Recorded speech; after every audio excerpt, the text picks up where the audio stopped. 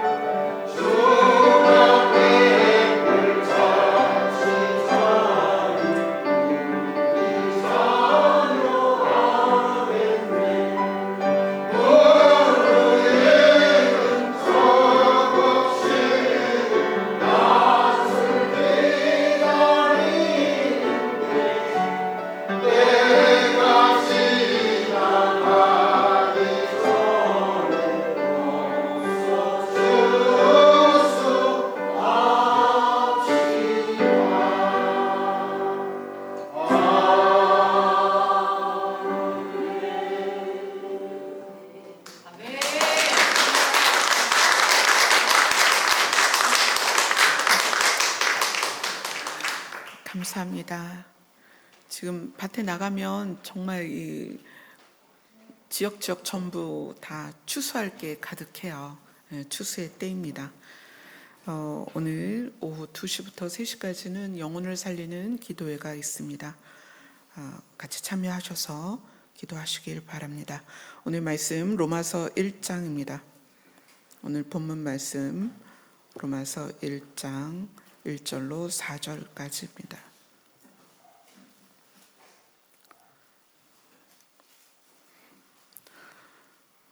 로마서 1장 1절로 4절까지 찾으셨으면 다 같이 읽겠습니다. 시작.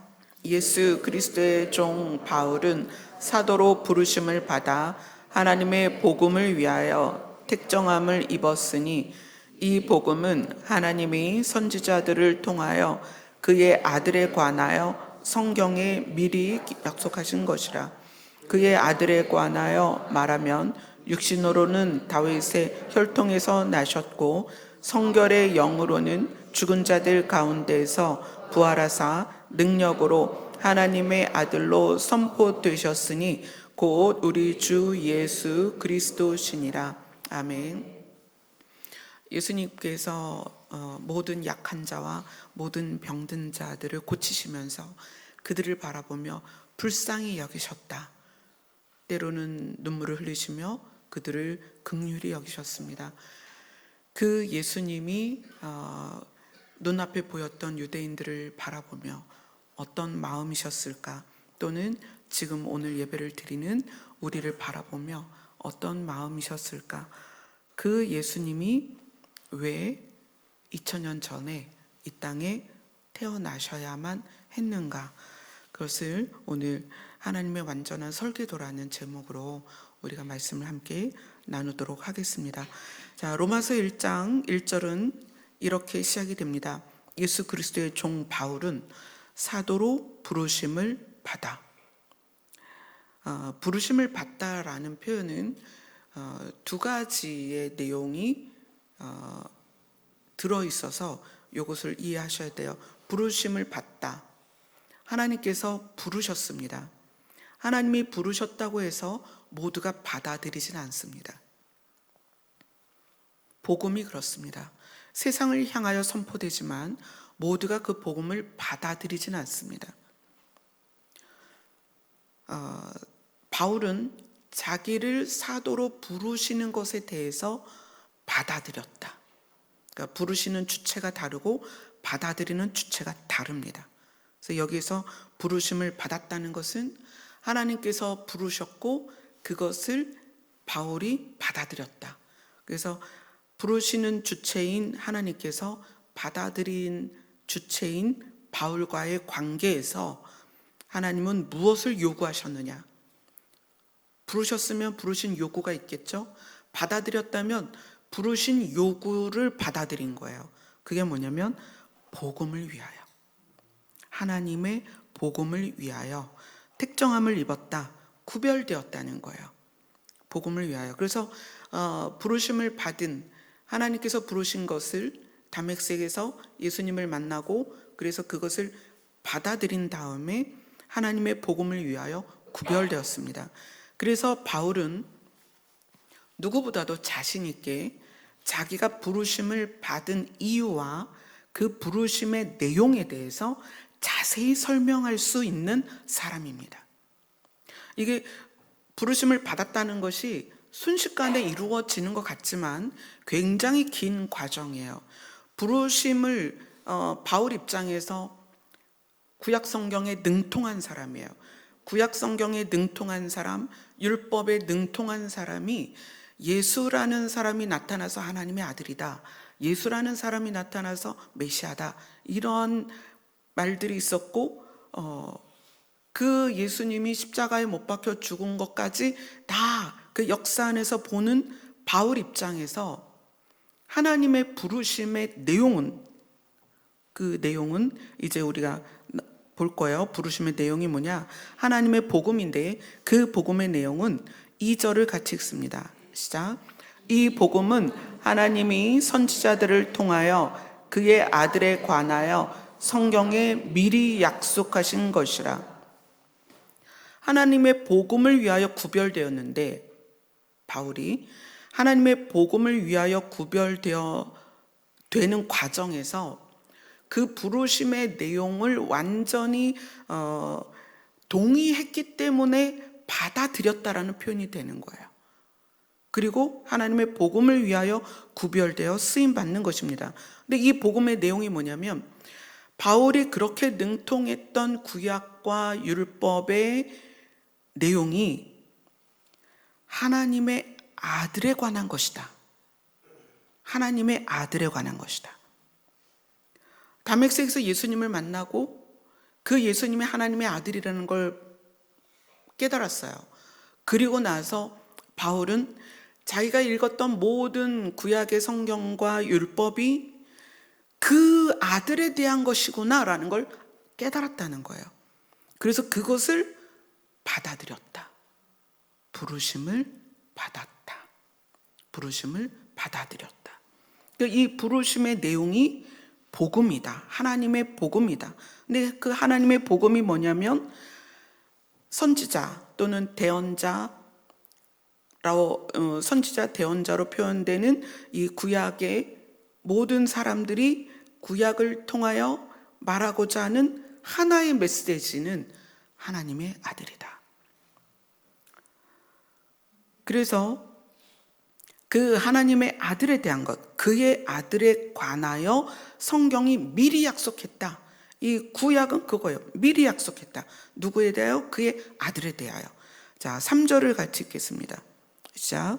그의 아들에 관하여 말하면 육신으로는 다윗의 혈통으로 나셨고, 자, 그의 아들에 관하여 설명을 하자면 그 성경 기록에, 구약 성경 기록에 기록된 대로 어떻게 육신으로는 다윗의 혈통에 나셔야 했습니다. 왜냐하면 미리, 그렇죠? 성경에 미리 약속하신 것이다. 그럼 이 미리라는 단어는 예언과 계시입니다. 미리 약속하셨기 때문에 그의 아들에 대하여 우리가 어떻게 살펴야 되고 어떻게 이해를 해야 되고 어떻게 확증해야 되느냐, 그 하나님의 아들, 그의 아들, 하나님의 아들은 반드시 육신으로는 다윗의 혈통으로 나셔야 된다라는 거예요. 그렇게 예언이 되어 있기 때문이죠. 자, 이사야로 갑니다.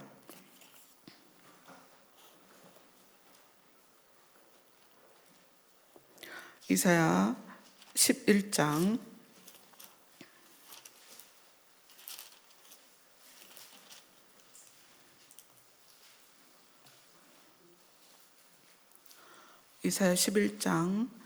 1절 2절 같이 읽겠습니다.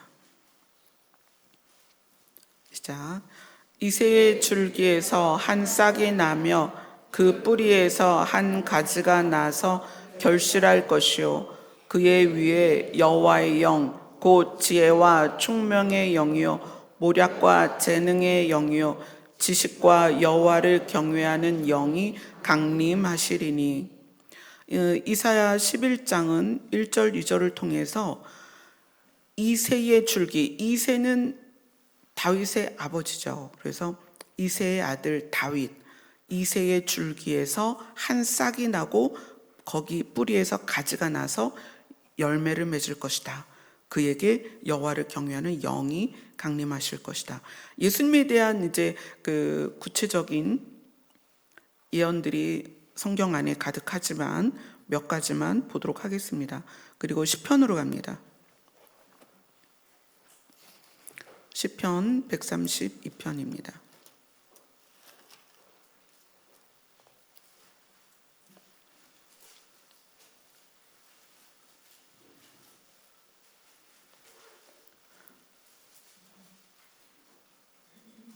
시편 132편 11절 같이 읽습니다. 시작.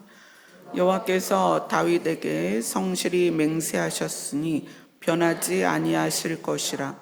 이르시기를 내 몸의 소생을 내 왕위에 둘지라. 그리고 17절로 갑니다. 132편 17절 같이 읽습니다. 시작. 내가 거기서 다윗에게 뿔이 나게 할 것이라. 내가 내 기름 부음 받은 자를 위하여 등을 준비하였도다. 이 시편 132편에서도 말씀하시는 것이 예수 그리스도에 관한 내용이에요. 자, 구약 성경의 많은 부분에 예수 그리스도의 나심이 누구를 통하여 다윗의 뿌리, 다윗의 줄기, 이새의 줄기 이런 식으로 해서 반드시 다윗의 혈통에서 나셔야 한다고 미리 약속이 되어 있습니다. 그래서 이 미리 약속하신 것 때문에 성경 기록들에 미리 약속하셨기 때문에 하나님의 아들을 입증하려면 반드시 다윗의 혈통에서 나셔야 한다. 그래서 로마서로 다시 본문으로 돌아가면 그의 아들에 관하여 말하면 육신으로는 다윗의 혈통에서 나셨고, 그래서 바울이 이제 얘기하는 거예요. 구약 성경에 메시아에 대해서, 그의 아들에 대해서 다윗의 혈통에서 나실 거라고 미리 약속하지 않았냐? 봐라, 예수님은 다윗의 혈통에서 나셨다. 그래서 마태복음이 쭉 그 족보를 이야기하잖아요. 왜요?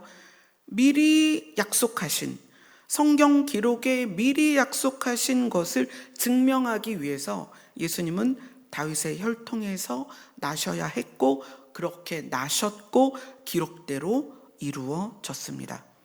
자, 4절은 로마서 1장 4절을 읽겠습니다. 시작. 성결의 영으로는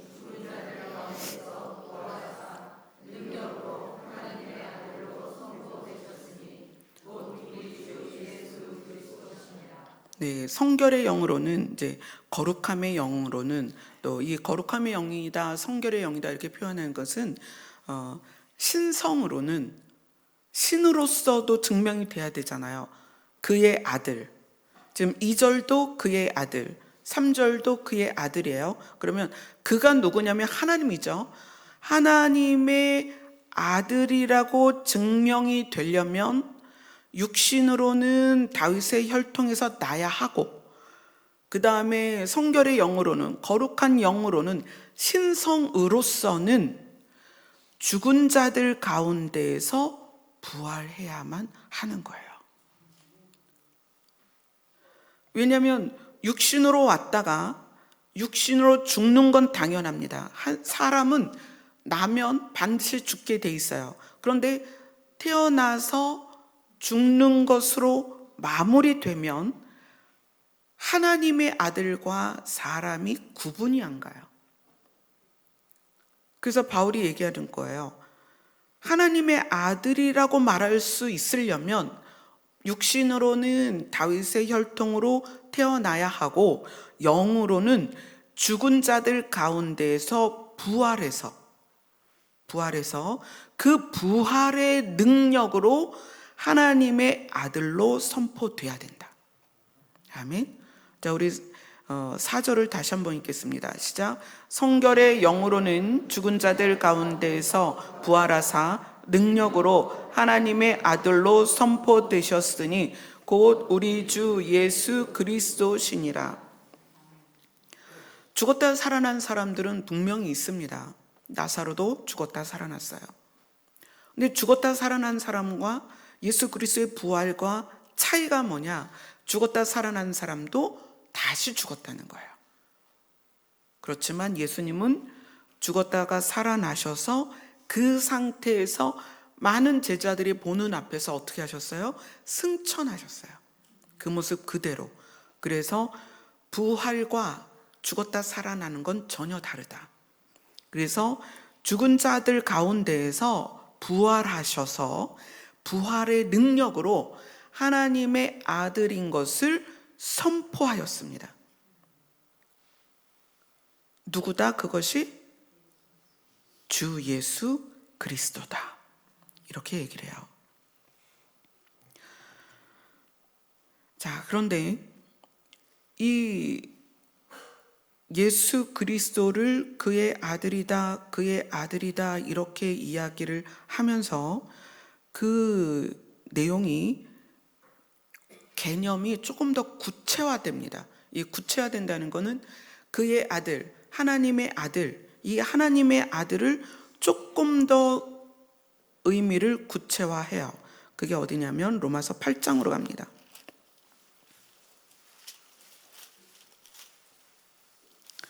로마서 8장 29절입니다.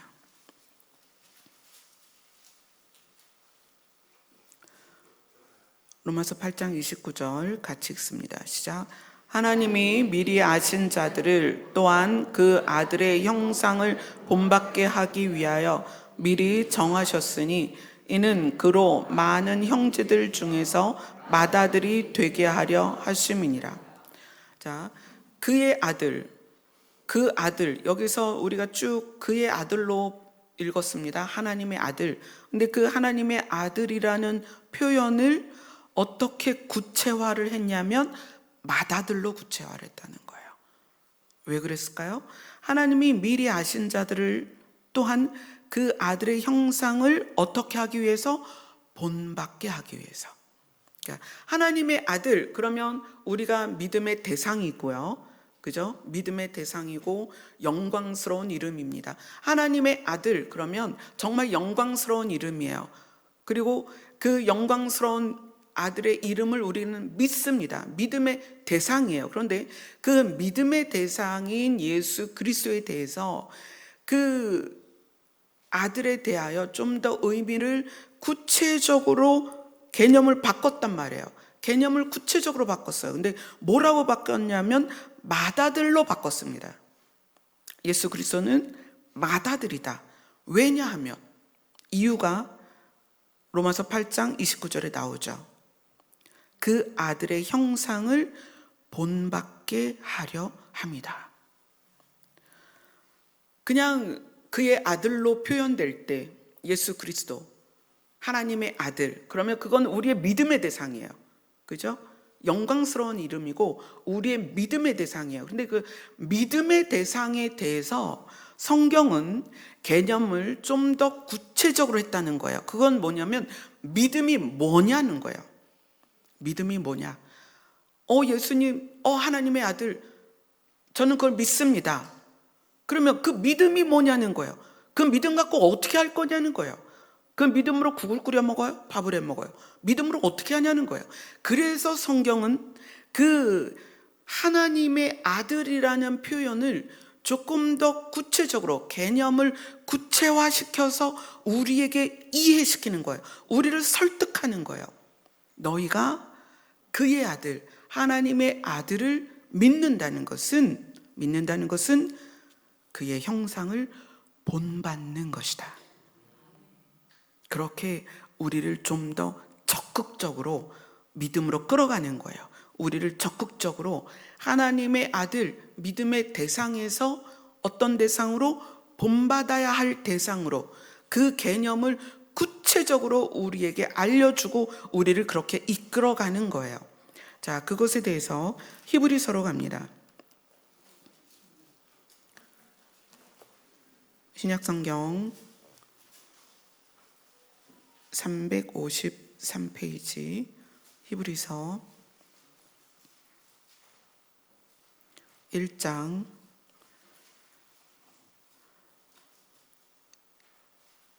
1절 2절을 우선 읽겠습니다. 시작. 옛적의 선지자들을 통하여 여러 부분과 여러 모양으로 우리 조상들에게 말씀하신 하나님이 이 모든 날 마지막에는 아들을 통하여 우리에게 말씀하셨으니 이 아들을 만유의 상속자로 세우시고 또 그로 말미암아 모든 세계를 지으셨느니라. 자, 1절에 옛적의 선지자들, 그죠? 옛적의 대언자들, 옛적의 선지자들을 통해서 여러 시대와 여러 부분이 여러 시대예요. 여러 시대와 여러 모양으로 다양한 방식으로 우리 조상들에게 말씀하신 하나님이 옛적의 선지자들과 대언자들을 통해서 여러 시대와 여러 다양한 방식으로 우리 조상들에게 말씀을 하셨습니다. 뭐에 대해서 말씀하셨느냐? 그 내용은 우리가 지금 로마서에서 본 거죠. 뭐에 대해서? 당신의 아들에 대해서 말씀하신 거예요. 그런데 이 히브리서는 조금 더 다른 방향에서 이야기를 해요. 그렇게 말씀하셨던 하나님이 이제는 2절로 넘어갈 때 이제는 이 모든 날 마지막에는, 이 마지막 때에는, 이 은혜의 시대에는 아들을 통하여 우리에게 말씀하셨다. 이렇게 얘기해요. 옛적의 대언자, 옛적의 선지자들을 통해서 여러 시대의 다양한 방식으로 우리 조상에게 말씀하신 하나님이 이제는 그의 아들을 통하여 우리에게 말씀하신다. 이 아들을 만유의 상속자로 삼으셨고 또 그로 말미암아 모든 세계를 지으셨다. 그 아들이 신이다라는 거예요. 하나님이다.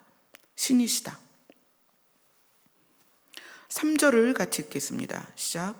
이는 하나님의 영광의 광채시요 그 본체의 형상이시라. 그의 능력의 말씀으로 만물을 붙드시며 죄를 정결하게 하는 일을 하시고 높은 곳에 계신 지극히 크신 이의 우편에 앉으셨느니라. 이는 하나님의 아들은 하나님의 영광의 광채시요 하나님이 신이신 것을 드러내는 빛이시고 그 본체의 형상이시라. 그 본체, 그분 자체 누구예요? 하나님, 원래는 형상이 없으신 하나님 그분 자체의 정확한 형상이다. 우리가 눈으로 볼 수 없는 하나님을 우리가 눈으로 볼 수 있도록, 우리가 만질 수 없는 하나님을 만질 수 있도록 그분 자체, 하나님 그분 자체의 정확한 형상이고 그분의 본질이다. 누가? 예수님이. 그의 능력의 말씀으로 만물을 붙드시며, 그의 능력의 말씀으로 만물을 붙드셨다는 것은 창조의 질서와 자연의 규칙이, 창조의 질서와 그 자연에는 규칙성이 있죠. 이 규칙성을 예수님께서 당신의 말씀으로 유지하고 통제한다. 그래서 바람이 불고 파도가 칠 때 예수님이 명하여 잔잔케 하셨습니다. 그죠? 그의 능력의 말씀으로, 예수님의 능력의 말씀으로 만물을 붙드신다.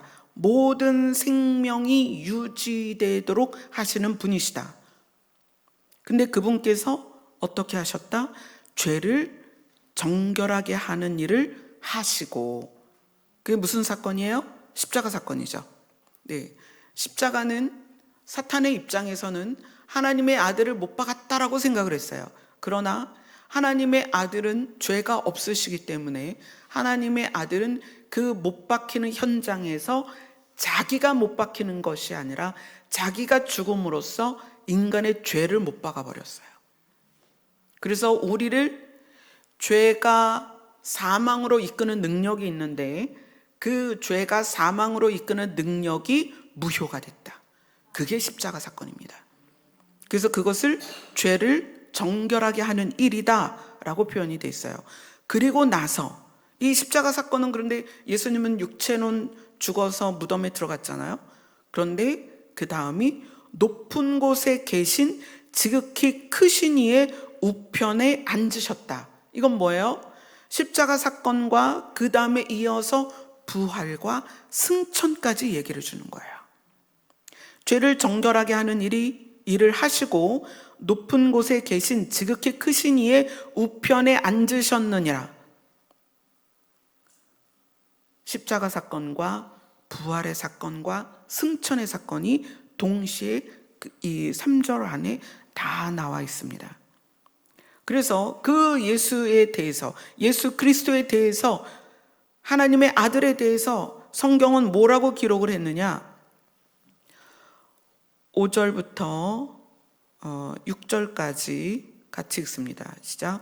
하나님께서 어느 때에 천사 중 누구에게 너는 내 아들이라 오늘 내가 너를 낳았다 하셨으며, 또다시 나는 그에게 아버지가 되고 그는 내게 아들이 되리라 하셨느냐? 또 그가 맏아들을 이끌어 세상에 다시 들어오게 하실 때에 하나님의 모든 천사들은 그에게 경배할지어다 말씀하시며. 네, 너는 내 아들이라 오늘 내가 너를 낳았다. 이거는 이제 시편에 나오는 말씀입니다. 근데 이 예수님에 대해서 옛적의 선지자들이 여러 시대와 다양한 방식으로 조상들에게 예수님에 대하여 말씀하셨고 그것이 이제 증명되었다는 것을 3절에서 이야기를 합니다. 그리고 다시 개념을 구체화하는 거예요. 어떻게 구체화하여? 그의 아들에서, 하나님의 아들에서 무엇으로 구체화하여? 6절에 맏아들로 구체화한다는 거예요. 너무 놀랍지 않아요? 로마서나 히브리서나 예수님에 대한 개념을 하나님의 아들, 우리가 믿어야 되는 대상에서 그 개념을 구체화시키는데 무엇으로 구체화시키냐? 맏아들로 구체화시켰다는 거예요. 근데 맏아들로 구체화시킨 이유가 뭐다? 본받게 하려 합니다. 아멘. 본받게 하려 합니다. 자, 그런데 본받는다는 것은 본이라는 거 여러분 아시죠? 똑같은 옷을 만들려면 패턴이 있어야 돼요. 그 패턴을 옷감에 대고 그려서 똑같은 옷을 제작합니다. 그것을 본이라고 그래요.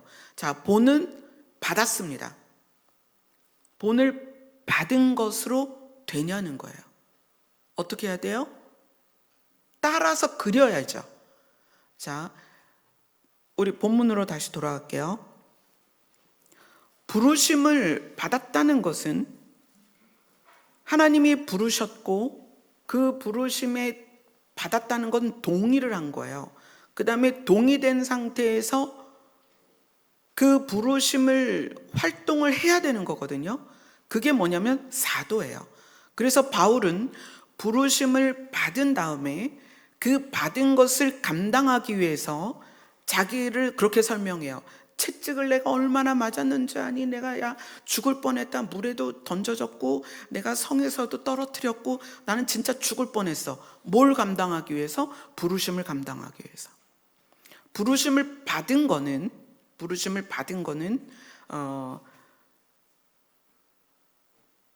우리가 복음을 받았다 하는 표현과 좀 비슷해요. 여러분이 복음을 받아들였습니다. 믿었어요. 그럼 복음을 받아들인 우리가 복음에 의해서 어떻게 됐냐가 중요하다는 거예요. 그것이 말씀을 설명할 때 말씀은 선한 능력, 선한 일을 행한 능력을 갖추게 하려 합니다. 자, 그러면 부르심을 받은 바울이 사도로서 목숨을 걸고 행해야만 부르시는 자가 부르심을 받은 바울에 대하여 부르심을 알려준 의미가 있는 거예요. 그죠? 자, 예수 그리스도를 통해서 복음을 우리에게 주신 분이 그 복음을 받은 우리가 믿습니다로 끝나면 복음을 주신 분 입장에서는 의미가 없다는 거예요. 왜냐하면 그래서 그것을 설명하기 위해서 개념을 구체화시키는 거예요. 아들에서 맏아들로 구체화시키는 거예요. 자, 왜 그러냐? 우리 인류의 태초의 맏아들이 있습니다. 누구예요? 가인이죠. 자, 인류의 태초의 가인은, 그 맏아들은 하나님과의 관계도 실패하고 형제와의 관계도 실패합니다. 인류의 맏아들은 실패한 맏아들입니다. 자, 아브라함이 믿음의 조상으로 등장을 합니다. 하나님께서는 아담의 족보를 따라서 아브라함을 믿음의 조상으로 세우세요. 그때 당시는 모르지만 아브라함이 살아가면서 자기가 믿음의 조상이 될 거라고는 몰랐죠. 그런데 수천 년이 지난 우리는 아브라함을 믿음의 조상이라고 부릅니다. 그래서 하나님을 성경에서 이야기할 때 아브라함의 하나님, 그 다음에 이삭의 하나님, 그 다음에 야곱의 하나님, 이렇게 얘기해요. 자, 그래서 하나님의 우리에게 주시고자 하는 믿음, 그 믿음의 조상으로 세워진 아브라함이 자기의 믿음을 누구에게 유산으로 줬냐면 이삭에게 줬어요. 물론 아브라함에게는 종을 자기가 아들로 삼기도 했고 또 하녀의 하녀를 받아들여서 아들을 낳기도 했어요. 그러나 하나님께서는 네 씨가 아니면 안 된다 해서 이삭을 또 주셨고, 아브라함에게서 그 믿음이 이삭으로 갔습니다. 자, 이삭에게서 그 믿음이 누구에게 들어갔어요? 야곱에게로 갔어요. 그러면 원래 장자가 누구예요? 에서죠. 자, 에서는 믿음의 길에서 실패한 장자입니다. 그래서 에서는 그 삶의 그 모든 방식이 하나님의 백성으로, 하나님의 자녀로, 장자로, 맏아들로서의 역할을 못했어요. 그래서 하나님을 부를 때 아브라함의 하나님, 이삭의 하나님, 야곱의 하나님. 여기서 에서는 실패한 장남입니다. 자, 그리고 나서 야곱에게 12아들이 생깁니다. 야곱에게 12아들이 생겨요. 그 12아들의 맏아들이 누구예요? 루벤이에요. 자, 루벤을 볼게요. 창세기로 갑니다.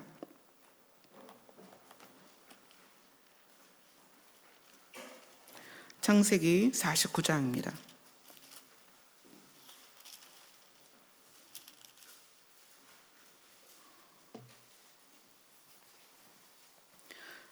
창세기 49장 3절로 갑니다.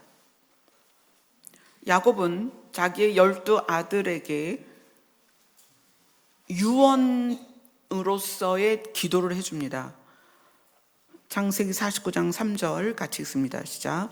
루벤아, 너는 내 장자요, 내 능력이요, 내 기력의 시작이라.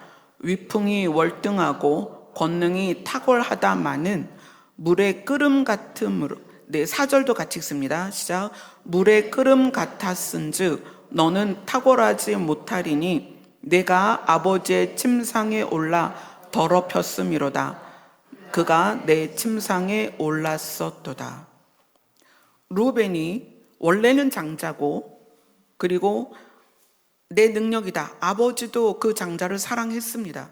그러나 그가 가지고 있는 탁월한 모든 것을 통해서 죄를 졌어요. 아버지의 후처를 범하는 정말 말도 안 되는 그런 죄를 짓죠. 그리고 물의 끓음 같다. 무엇이? 마음이 부글부글 끓었다는 거예요, 매일. 그러니까 그런 마음 안에서 그런 삶까지, 행동까지 확장이 됩니다. 그래서 야곱은 자기의 그 12아들 중에 누구를 맏아들처럼 여겼느냐? 8절로 갑니다.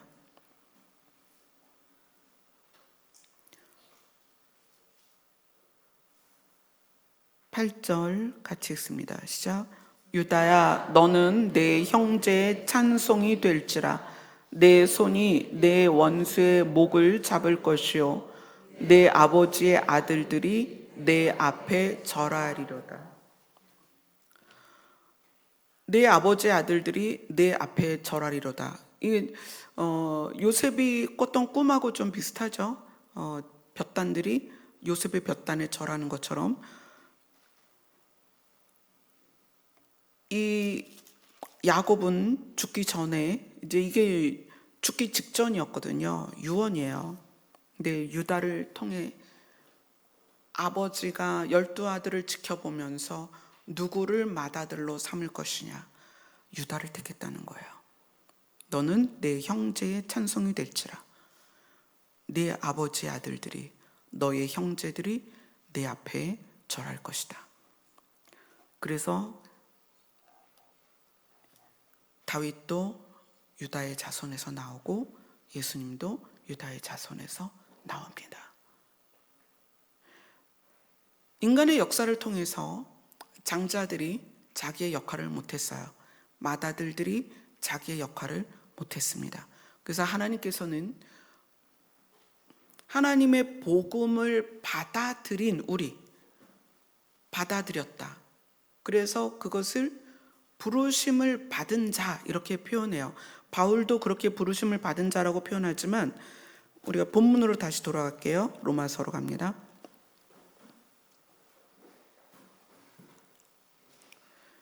로마서 1장 6절 5절부터 읽을게요. 로마서 1장 5절 같이 읽습니다. 시작. 그로 말미암아 우리가 은혜와 사도의 직분을 받아 그의 이름을 위하여 모든 이방인 중에서 믿어 순종하게 하나니. 네, 거기까지요. 자, 예수 그리스도로 말미암아 우리가 은혜와 사도의 직분을 받았다. 그래서 그것을 받은 것으로 끝나는 게 아니잖아요. 해야 되잖아요. 그래서 그것을 뭐라고 표현하냐면 순종이라는 단어로 표현을 합니다. 직분을 받아서 그 직분에 순종하는 것이 모든 이방 사람들이 믿어서 순종하게끔 하는 거예요. 그렇죠? 사도의 직분을 받아서 사도의 직분에 순종하는 게 어떻게 나타나느냐? 현상으로는 모든 이방인 중에서 예수님의 이름을 믿고 순종하게 만드는 거예요. 그래서 이것을 사도행전 6장에서는 제자다 그래요. 제자 삼는 것. 본인도 사도의 직분을 받아서 순종하며 제자가 되고, 그리고 그 사도의 직분을 감당한다는 것은 이방에 있는 사람들이 믿어서 그 복음에 순종하도록 하는 거예요. 자, 6절을 읽겠습니다. 시작. 너희도 그들 중에서 예수 그리스도의 것으로 부르심을 받은 자니라. 자, 바울이 자기 자신을 부르심을 받았다라고 얘기해요. 부르심을 받았는데 하나님의 부르신 이유가 있어서 그 이유를 감당하는 게 사도의 역할입니다. 그 사도의 역할로 사도의 역할을 하는 게 순종이요. 부르심에 대한 순종입니다. 그 순종의 결과로 나오는 것이 이방인들이 주를 믿어 다시 순종케 되는 거예요. 제자가 되고 제자를 삼는 것입니다. 그런데 우리에 대해서, 우리도 이제 이방인이잖아요. 너희도 그들 중에서 예수 그리스도의 것으로 부르심을 받았다 그래요. 자, 우리가 부르심을 받았습니다. 우리가 부르심을 받았습니다. 그렇다면, 부르심을 받았다면 어떻게 해야 되는 거예요? 부르심의 이유를 알아야 된다는 거예요. 부르심의 이유. 그 다음에 그 이유에 순종해야겠죠. 그죠? 그래야 부르신 분이, 부르신 주체가 부르신 이유를 성취하는 것이고, 우리는 부르신 분이 부르신 이유를 성취함으로써 그분의 목적대로 우리가 되어지는 거예요. 그게 순종입니다. 아멘. 무엇을 본받게 하려 하심일까요? 예수 그리스도를 통하여 우리를, 예수님을 맏아들로 삼으시고 우리를 무엇을 본받게 하려 하심일까요? 자, 우리가 다시 로마서 8장 29절로 갑니다.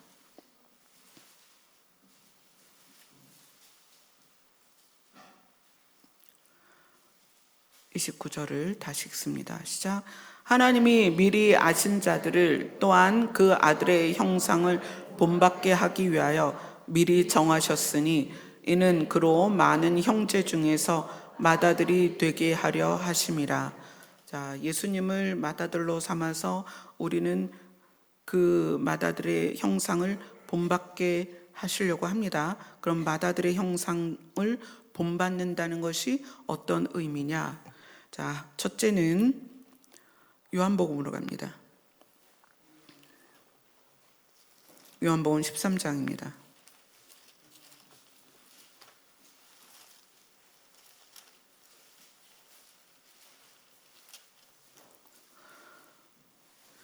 무엇을 본받게 하려 하심이냐?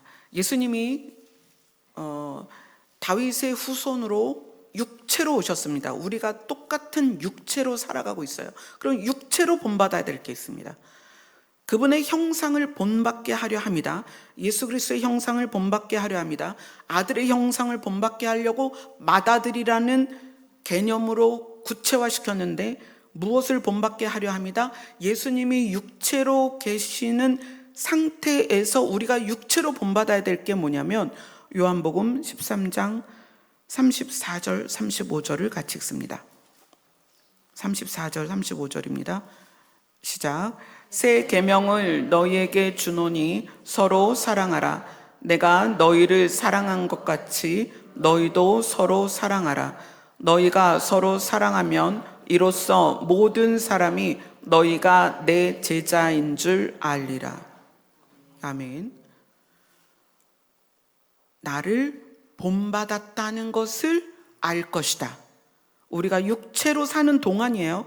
우리가 육체로 사는 동안에 예수님이 다윗의 혈통으로 나셨다는 건 육신으로서 하나님의 아들이라는 것을 증명하는 것이 다윗의 혈통인데, 그 육신으로 오신 예수님을 우리가 본받았다는 증거, 예수님을 본받았다는 증거는 서로 사랑하는 거예요.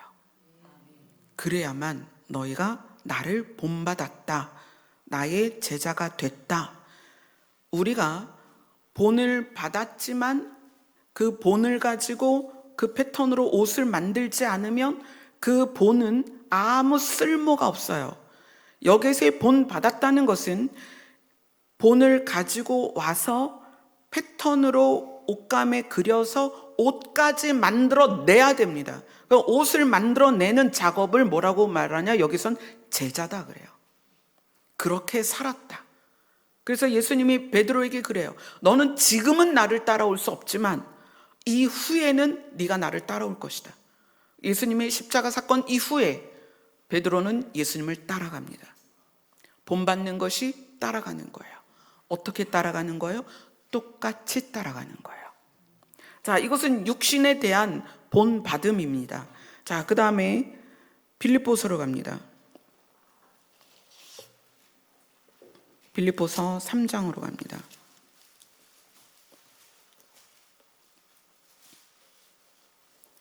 3장 20절 21절입니다. 빌립보서는 신약성경 321페이지에 있습니다. 20절 21절 같이 읽습니다. 시작. 그러나 우리의 시민권은 하늘에 있는지라 거기로부터 구원하는 자 곧 주 예수 그리스도를 기다리노니 그는 만물을 자기에게 복종하게 하실 수 있는 자의 역사로 우리의 낮은 몸을 자기의 영광의 몸의 형체와 같이 변하게 하시리라. 자, 우리가 육신으로서 예수님을 본을 받아 따라가고 제자가 되는 것은 서로 사랑하는 거예요.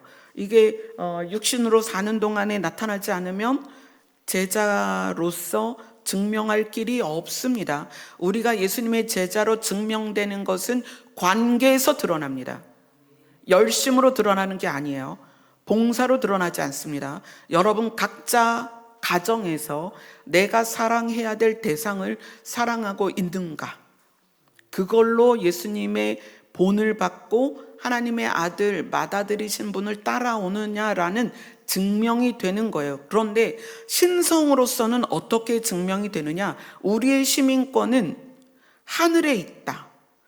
거기로부터 오실 구원하는 자 주 예수 그리스도를 기다리노니 예수님은 만물을 자기에게 복종하게 하실 수 있는 자로서 그 능력을 사용해서 만물을 자기에게 복종하게 하실 수 있는 그 능력을 사용해서 우리의 낮은 차원의 몸을, 우리의 낮은 차원의 몸이 뭐예요? 병 걸리면 죽는, 사고 나면 죽는 우리 몸을, 우리의 낮은 차원의 육신을 자기의 영광의 몸의 형체와 같이 변하게 하실 것이다. 예수 그리스도의 신의 몸으로, 지금 신이시기 때문에 하나님의 우편에 계시잖아요. 그죠? 그 신의 몸으로 우리를 변하게 하실 것이다. 아멘.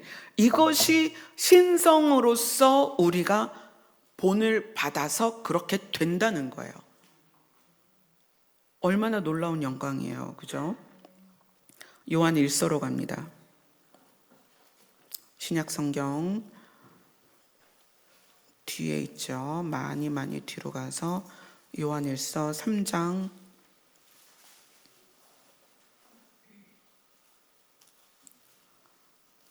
2절 3장 2절 같이 읽습니다. 시작.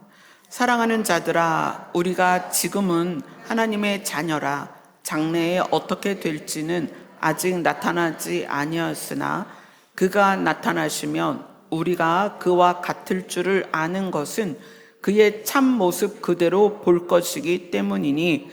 자, 우리는 하나님의 자녀입니다. 하나님의 자녀인데 맏아들이, 우리의 첫째가 지금 어떤 상황이냐면 참 모습 그대로 부활의 몸으로서 승천하셔서 하나님의 보좌 우편에 계시단 말이에요. 신의 모습으로, 신의 몸으로 계시는데 그분이 나타나시면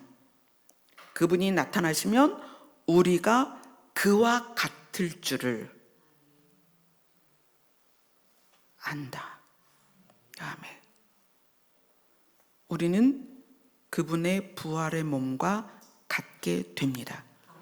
아멘. 맏아들을 본받는다는 것은 육으로 사는 때에 본받을 게 있고 육의 시간이 끝났을 때 본받을 게 있어요. 육으로 사는 때에 본받는 것은 서로 사랑하는 것입니다. 이것이 나타나지 않으면 반쪽입니다. 지폐가 앞에만 있고 뒤에는 없으면 그건 지폐가 아닙니다. 양쪽 다 있어야 돼요. 우리는 예수 그리스도를 믿는다는 것이 육으로 살 때에 본받아 따라가는 부분이 있고 제자가 돼야 되는 부분이 있고 영으로서 신성한 몸과 같아지는 부분이 있다는 거예요. 그래서 이 두 가지를 반드시 우리가 이해를 해야 합니다. 그래서 이것을 이해시키기 위해서 예수님을 하나님의 아들이라는 표현에서 맏아들이라는 표현으로 개념을 구체화시켰다는 거예요. 자, 요한일서 3장 3절을 읽겠습니다. 시작. 주를 향하여 이 소망을 가진 자마다 그의 깨끗하심과 같이 자기를 깨끗하게 하느니라. 아멘. 자, 이것은 우리가 이 땅에서 사는 동안에 서로 사랑하라는 그 예수님의 명령을 우리가 따라 살아가면서 가져야 되는 개념 중에 우리의 몸이 예수 그리스도의 신령한 몸, 신성한 몸, 부활의 몸, 부활의 첫 열매가 되신 그 예수 그리스도의 몸과 같이 변하게 될 거기 때문에 이 땅에서 우리의 개념이 야, 우리가 그렇게 변할 존재들이구나. 그러면 우리는 이 땅에서 어떻게 살아야 될까? 깨끗하게 살아야 되겠다. 라는 의지, 작정이 있어야 된다는 거예요. 날마다 이거 하면 안 돼, 저거 하면 안 돼, 너 그거 죄야. 이게 아니라 내가 무엇을 소망하는가? 나는 무엇을 믿고 있는가? 나는 무엇을 기다리고 있는가? 그것을 생각하고 그것을 기다리는 존재로서 내가 어떻게 살 거냐를 지금 요한일서 3장 3절이 이야기를 해주고 있는 거예요. 하나님의 완전한 설계도는 무엇을 위해서냐? 우리를 구원을 위해서예요. 하나님은 완벽하게 세팅하셨습니다. 우리를 구원하실 수 있도록. 그래서 아들을 통해서 우리의 죄를 십자가에 못 박았습니다. 우리의 죄가 십자가에 못 박혔기 때문에 죄는 더 이상 효력이 없습니다. 우리를 사망으로 이끌 수 없습니다. 그것을 믿는 우리는 그 복음을 받아들여서 이제 맏아들을 따라가는 거예요. 근데 맏아들을 따라가는데 육신이 해야 될 것과 신성으로 드러날 것이 있는데 육신으로 해야 될 것은 무엇이냐? 서로 사랑하는 것입니다. 그것이 본을 받는 것이고 그리고 제자가 되는 것이고 예수 그리스도를 따라가는 거예요. 그 다음 신성으로 본받는 것은 무엇이냐? 하나님 보좌 우편에 계신 예수 그리스도의 부활하신 몸, 승천하신 몸으로 낮은 차원의 우리 몸이 바뀔 겁니다. 그것을 그리스도를 본받는다라고 말하는 거예요. 이 두 가지 개념이 우리 안에 들어와서 우리가 어떡하지? 나 구원받을 수 있을까? 그게 아니라 예수 그리스도를 믿음으로, 예수 그리스도를 믿음으로, 어떤 믿음으로 가야 되냐? 하나님께서 그 구원을 이루실 걸 믿으셔야 돼요. 예수 그리스도를 믿음으로 하나님은 우리를 하나님이 설계한 설계도대로 하나님 나라로 인도하실 것입니다. 그럼 우리는 따라가기만 하면 돼요. 본을 받았으면 그 본대로 옷을 그리면 돼요. 그래서 그 옷이 무슨 옷이에요? 예수 그리스도의 옷이에요. 그걸 입으래요. 예수 그리스도의 옷을 입어라. 그리스도로 옷 입어라. 그리고 그렇게 살아라. 그래서 우리가 해야 될 것은 육체로 살 동안에 어떻게 살 거냐예요. 우리가 육체가 죽은 다음엔 하나님께서 하십니다. 영광의 광채이신 예수 그리스도와 똑같은 형체로 우리는 변화될 것입니다. 그건 우리 몫이 아니에요. 우리가 할 수 없는 거예요. 그건 신에 속한 것이고 신께서 하실 일입니다. 우리는 무엇을 해야 되느냐? 육체로서 이 땅에서 사는 동안에 어떻게 살 것이냐, 그렇게 가야 된다는 거예요. 아멘. 여러분은 오늘 말씀을 통해서 하나님께서 왜 하나님의 아들을 맏아들이라는 개념으로 구체화시켰는지를 기억하셔야 됩니다. 그리고 맏아들이 되신 예수님이 우리에게 무엇을 보여주셨고 무엇을 알려주셨는가를 여러분 고민하셔야 돼요. 이것이 지혜가 부족하면 기도하세요. 성령께서 여러분 안에서 역사하셔서 이 성경을 통하여 하나님이 우리에게 말씀하신 것들을 깨닫게 하시고 기억나게 하실 것입니다. 아멘. 기도하겠습니다. 하나님은 우리를 구원하시기 위해서 완전한 설계도를 가지고 계십니다. 우리가 그것을 믿으면 믿음대로 그것이 이루어질 것입니다. 이제 우리는 맏아들을 본받아 이 땅에서 살기를 원합니다. 하나님, 아직은 맏아들을 본받아 따라가며 살 용기가 부족하고 능력이 부족하고 에너지가 부족합니다. 그러나 예수께 붙어 있으면 너희가 절로 열매를 맺을 거라고 하셨사오니 우리의 인생의 걸음걸음을 인도하여 주시옵소서. 예수님 이름으로 기도드리옵나이다. 아멘. 우리를 살리길 원하시는 하나님의 사랑만을 바라보며 찬양하겠습니다.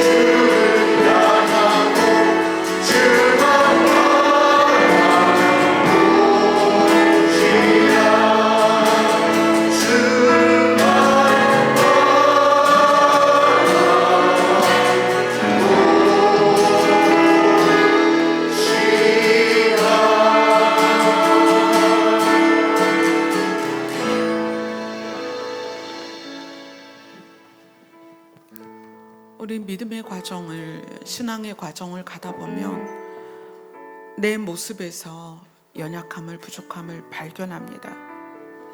그래서 주만 바라보라는 거예요.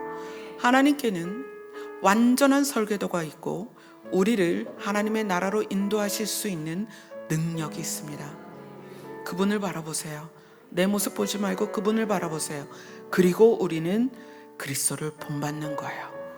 받아들이신 예수 그리스도를 본받으면서 한 걸음 한 걸음 나아가는 거예요.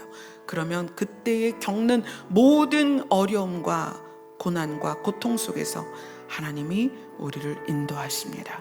아멘. 기도하겠습니다.